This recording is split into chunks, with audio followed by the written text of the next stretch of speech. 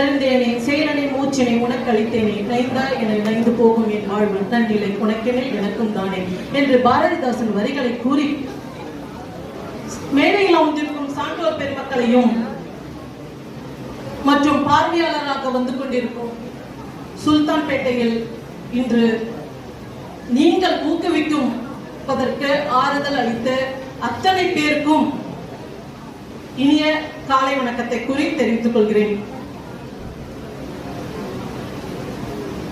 அடிமை என்பது வேறு, பணிவு என்பது வேறு. பணிவுதான் ராஜகுலத்திற்கு முதல் தகுதி. இது இவரிடம் நிறையவே இருக்கிறது.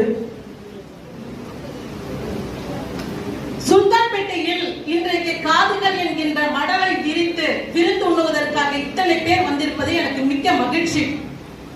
அதுவும் இளைஞர்கள் மற்றும் பெண்களும் மாணவர்களும் இத்தனை பேர் வந்து கொண்டிருப்பதற்கு இந்த புத்தக வெளியீட்டு விழா நாயகன் ரஜினி பிரதாப் சிங் அவர்களுக்கு தான் நன்றி சொல்ல வேண்டும்.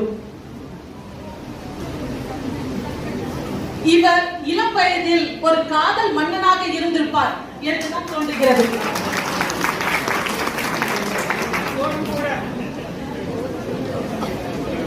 எனக்கு ஒரு சிறு சந்தேகம், இவருடைய திருமணம் காதல் திருமணமா இல்ல பெற்றோர்கள் பார்த்து நிச்சயிக்கப்பட்ட திருமணமா என்று அறியவில்லை.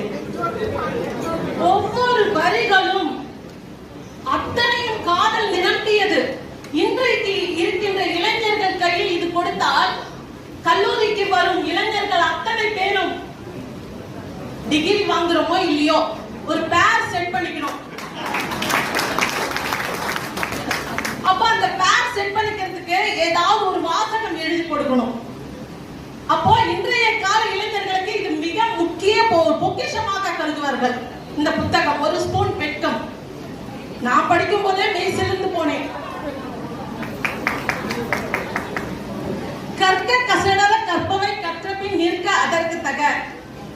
இவர் சிறு வயதில் கற்றது கசடர கற்றதனால் தான் இன்றைக்கு 3 புத்தகங்கள் வெளியிட்டுள்ளார். நம்ம ஒரு பிரசவத்தில் ஒரு குழந்தையை பெற்றெடுப்பதே மிகுந்த சிரமம். அதுவும் 3 குழந்தைகள் குறை பிரசவம் இல்லாமல் இந்த 3 புத்தகங்கள் வெளியிடுவது மிகப்பெரிய அசாதாரணமா ஒன்றுதான்.